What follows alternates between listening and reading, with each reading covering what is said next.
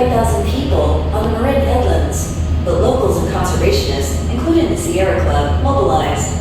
Eventually, the whole area was preserved as part of the Golden Gate National Recreation Area. Many of the former military buildings at Forts Ferry and Cronkite now house peacetime ventures like an international youth hostel, Headland Center for the Arts, and Marine Mammal Center. The Marine Mammal Center has rescued and treated more than 15,000 ill and injured marine mammals since it opened in 1975. Visitors can sometimes view seal pups being nursed back to health or observe from a safe distance massive sea lions being released back into the waves after their successful rehab. The Headlands also offer lush valleys, streams, and rolling hills, miles of biking and hiking trails, horse stables, a dog-friendly beach, and magnificent views of the coast and the city.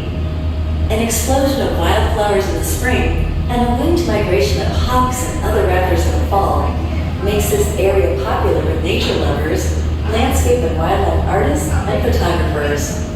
And all the golden hills under the Army were peppered with military fortifications, big cannons mounted sometimes disguised on the hillsides, waiting for an enemy that never came.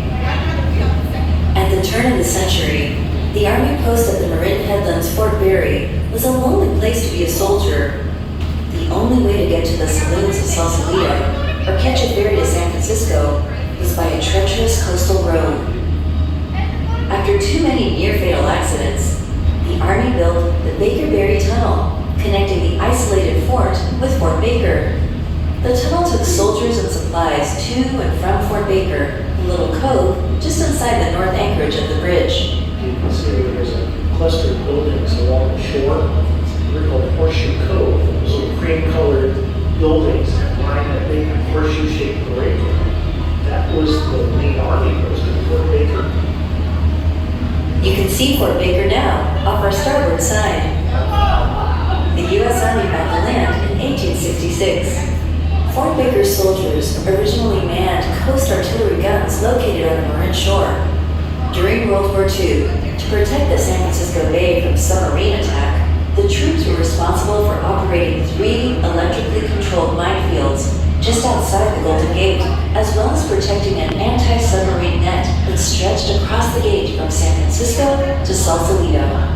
Now that this beautiful setting is part of the Golden Gate National Recreation Area, the historic officers' quarters and barracks around the parade ground make up Kamala Point, a lodge and conference center with an elegant restaurant, dog-friendly rooms, and million-dollar views. It also protects something unique in the GGN area, which is an eelgrass bed. So Horseshoe Cove has a very special marine related. And eelgrass is an abundant marine resource. It's kind of the foundation for the wildlife in these quiet waters. Fort Baker is also the site of the Bay Area Discovery Museum, an award-winning children's museum, which repurposed old Army buildings into a one-of-a-kind indoor-outdoor playful learning center. Fort Baker is not only home to kids, the Coast Guard, and weekend getaways. 20 acres are set aside for the beautiful and endangered Mission blue butterfly.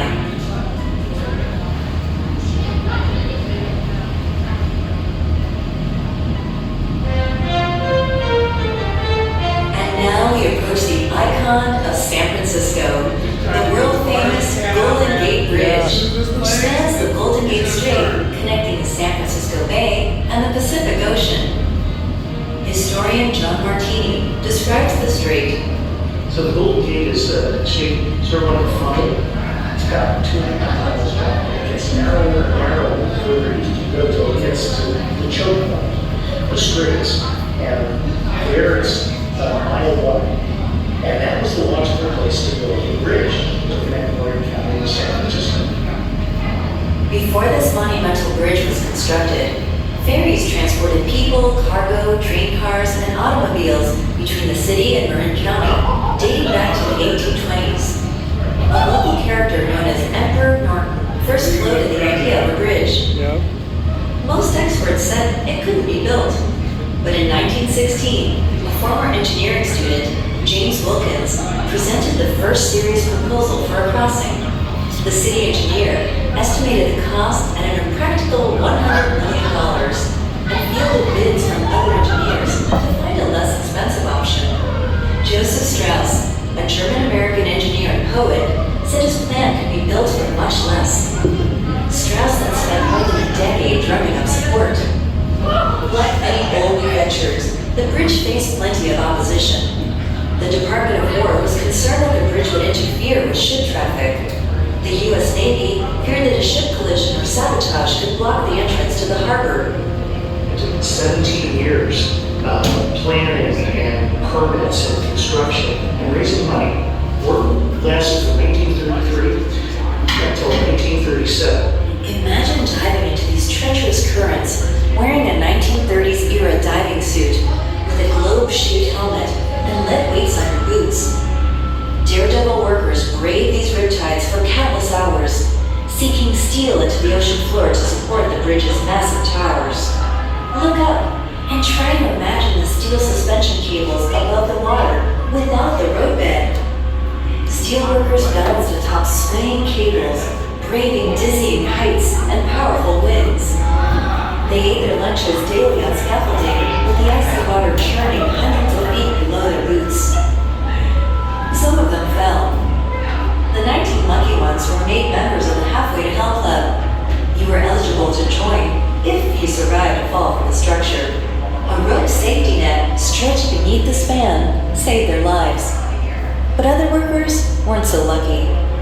Just before the bridge was finished, the safety net tore loose under the weight of a collapsing scaffold, and 10 men plunged to their deaths.